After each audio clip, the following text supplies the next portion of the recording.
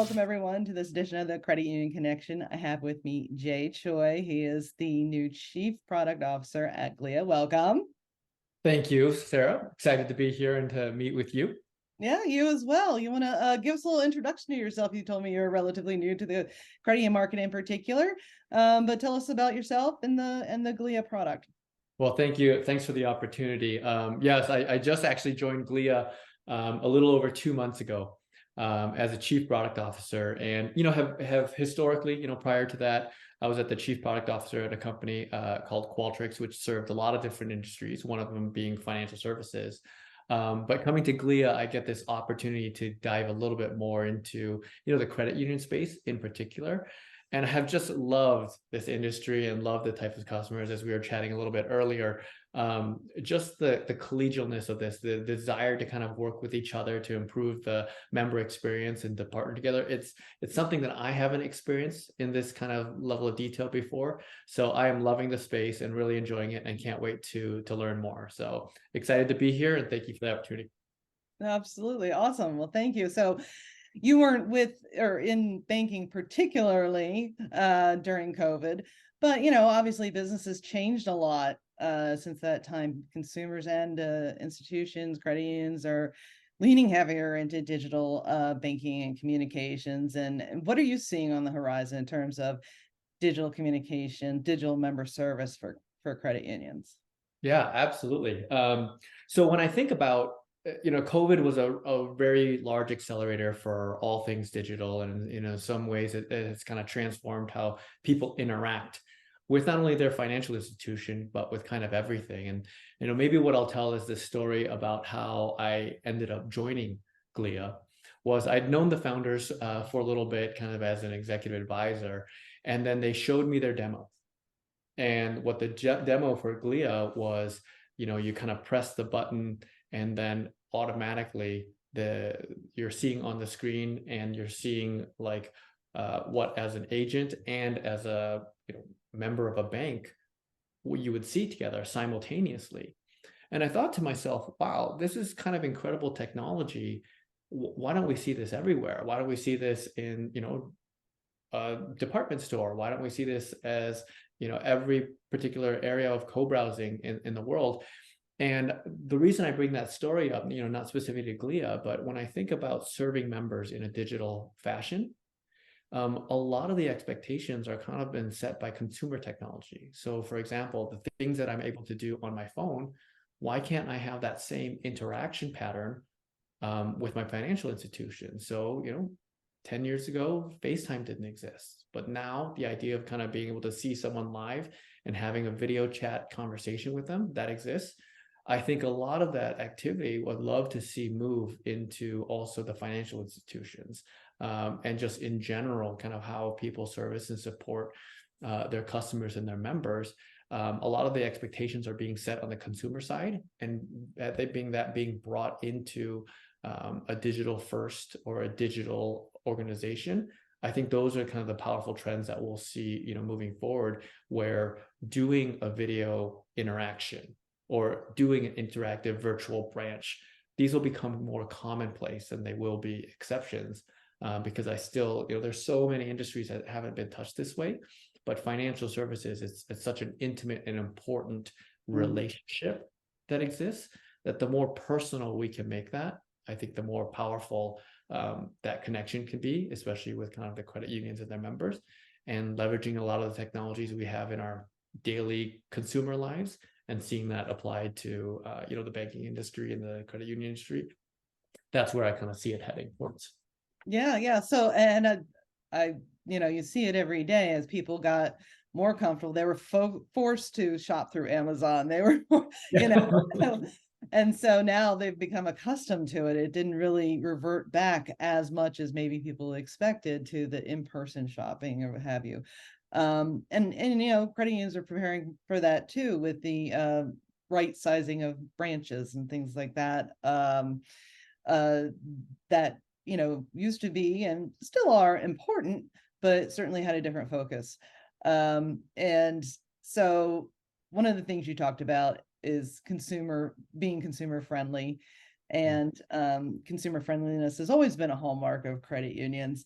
But so the Consumer Financial Protection Bureau recently put out an advisory to credit unions talking about chatbots and how they could potentially violate consumer protection laws. And so how can credit unions avoid running into problems with CFPB or consumers in general? Yeah, what a powerful question. Like there's just so much to kind of think through and unpack in that area.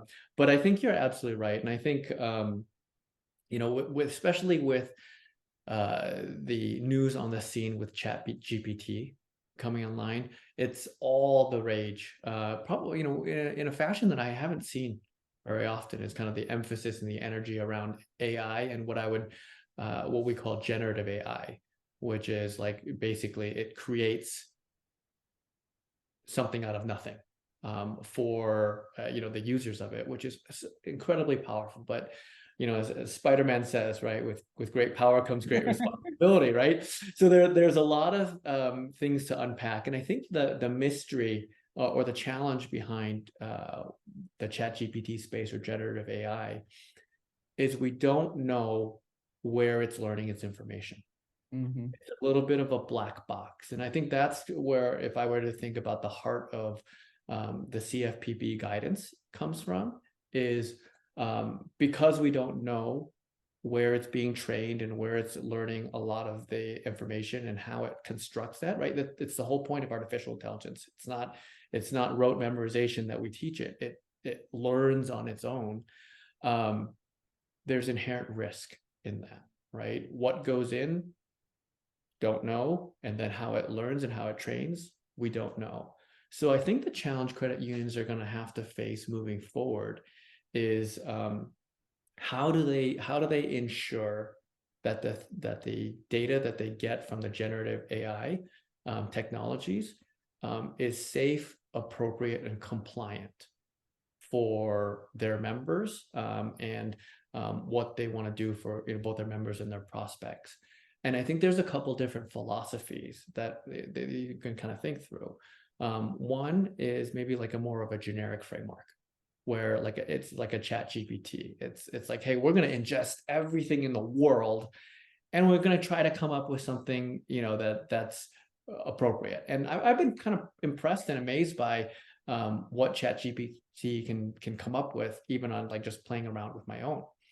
Then there's another class where I think they're trained on very specific financial data, like financial space. So very specific for a niche.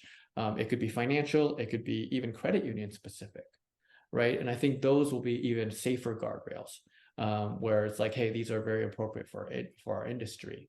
And then there's a third model, which I think is probably the safest for credit unions, which is hey, like the language will always train, but it requires a human to approve kind of the standard answers that it provides. And so in those particular cases, going off the rails is highly unlikely, right? So if you think about, when we were looking at the space, I'm sure you're aware that Glia acquired an asset in this space, FinAI.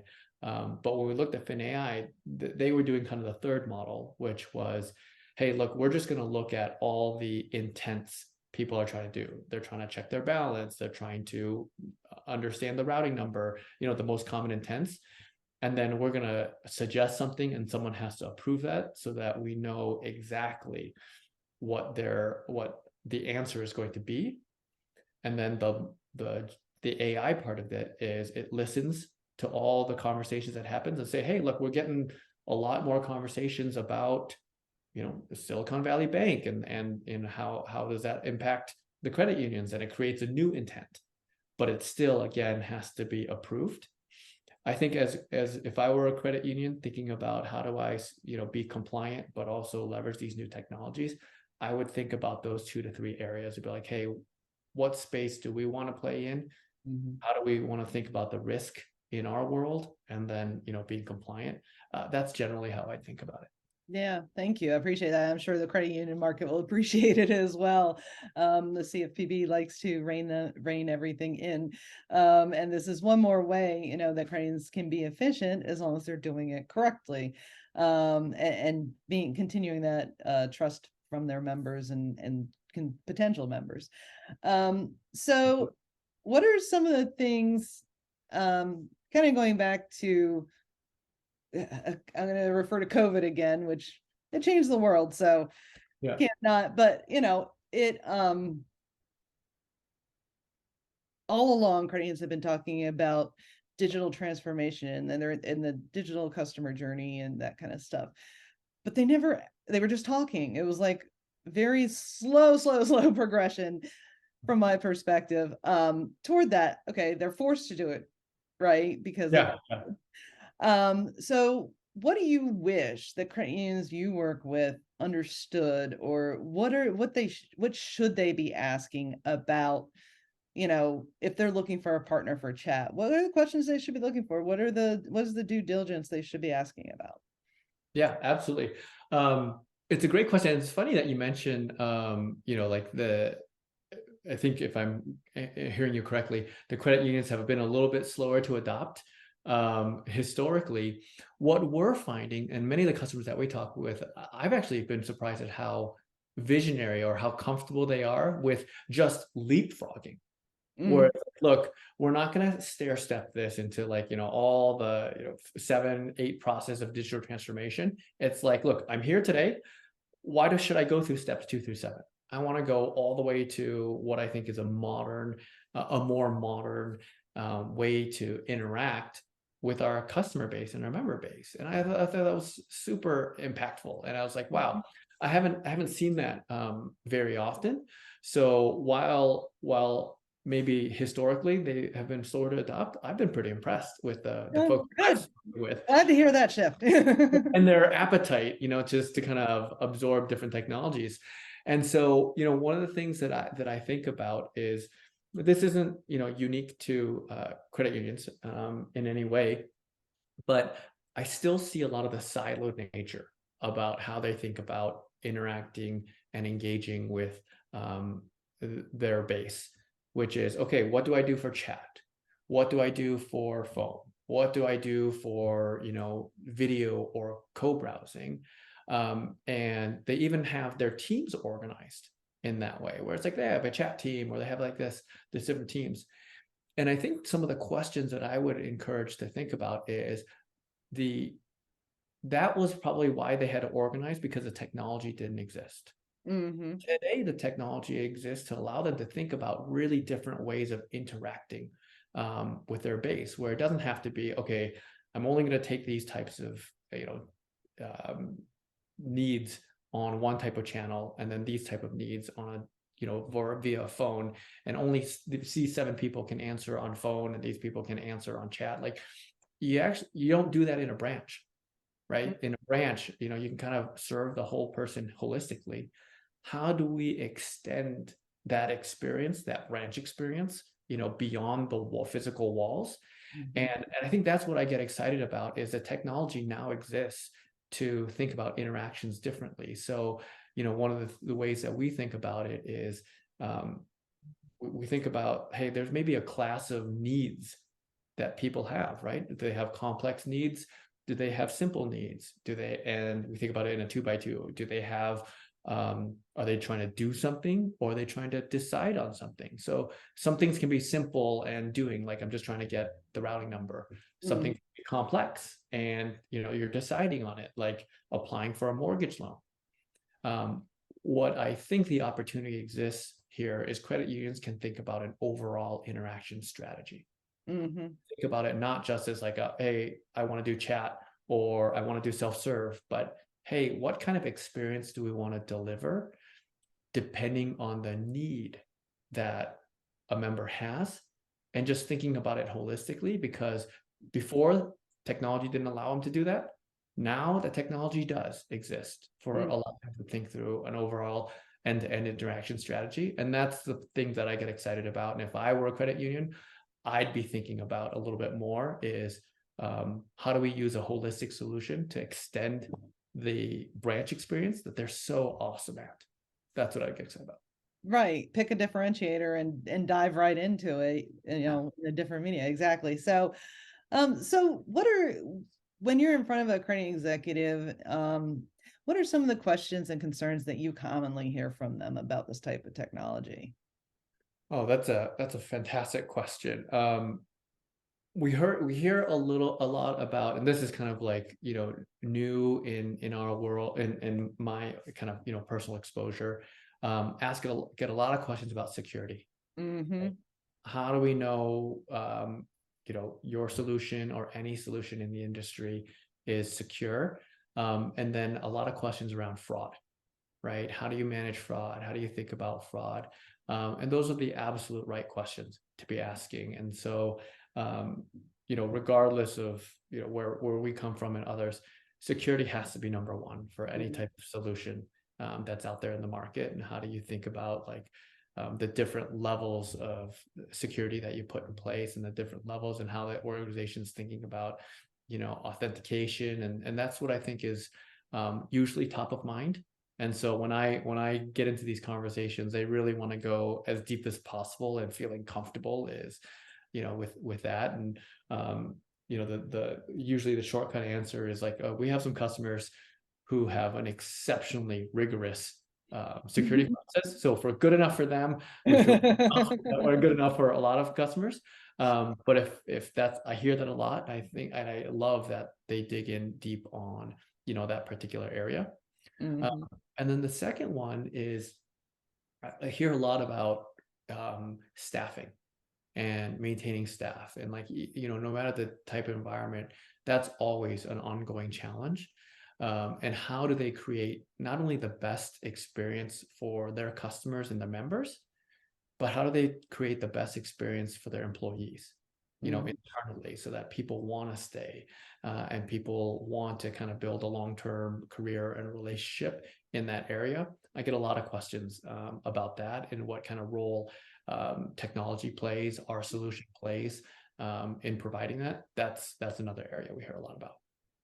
Well, that's great to hear, because I mean, for so long, creators have been so focused on their members, and that's great. But it does seem like in the last few years we're seeing them turn internally, and really, and again, COVID, really put that front and center. So that's good to hear. It's interesting to hear from a technologist, that you're hearing that from Credians. So what are some of the benefits that Credians are seeing from enhancing their digital communications with members? Time efficiencies, like staffing efficiencies, how's that working out? Yeah, so we're seeing it in like, maybe 2 or 3 big areas. Staffing efficiency, for example, like I mentioned earlier, when you don't have siloed teams, like a dedicated team to a particular channel, like chat or voice or whatever it might be, you can leverage fewer staff to run the same operation. And because they have the ability to leverage technology to serve them, like maybe I only want to be chat now, or I want to be support or video or voice later on, you can reduce the number of people required to run the operation, but at the same time increase customer satisfaction and increase the average handle time, because you have different modes that you can talk about. And I've always been kind of shocked and surprised that like, I'll just use co-browsing as a simple example, right?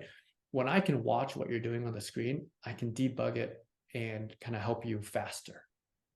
And the technology, as that becomes more prevalent, I just believe that reduces average handle time. Like, our customers see that pretty significantly. And then the second thing it does is the benefits of using this kind of more digital technology, they're seeing increased conversions. So if I'm struggling trying to do a loan online, or if I'm struggling trying to, learn about different rates, someone coming in proactively or being able to kind of ask a question on the spot and navigate and kind of figure that out, the number of conversions, it's almost 2x when people use this digital technology appropriately. And that has a profound impact on revenue and being able to serve their members in a better way.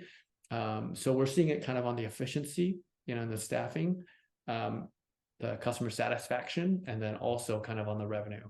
impact. And the technology has just made such a massive advancement that we're getting an opportunity to really see that play out in the financials and the business operations of credit unions. That's great. It's fantastic. Yeah, absolutely. Hit both sides of the balance sheet there. Efficiencies as well as Exactly. increasing revenue. What more can you ask for, right? Exactly right. Yeah. We're gonna get ready to wrap up here. I appreciate your time. Can you give me any final thoughts from everything we've talked about? Oh, that's a great question. One of the things that I get excited about, and the credit unions teach us, there is such a deep loyalty and connection and desire to do great experience for them, that it pushes myself and our platform in really interesting ways. So usually what I have done historically is, when I'm selling a software or I'm trying to kind of get someone interested in technology, it's all kind of business case oriented. The thing that's really unique about the credit union industry is they're like, look, we would invest in this technology if we believe it's just going to deliver a better experience. It's just going to be better for our members. And that orientation is incredibly refreshing and exciting. And so I hope that never stops. I hope they're always on the forefront of making it better, because that makes our platform better. It makes me better. And figuring out ways to extend that personal service and that personal experience beyond that walls. And like, it's just having credit unions as a partner in this space pushes us in all the right ways. And I hope we continue to get to go do that. And I'm excited about that. And it's great. Exactly what you're talking about is, keeping credit unions relevant for their members, which of course in turn makes the business case for itself. Thank you so much, Jay. Appreciate your time today. Thank you. So I really had a great time, and I can't wait to continue this conversation.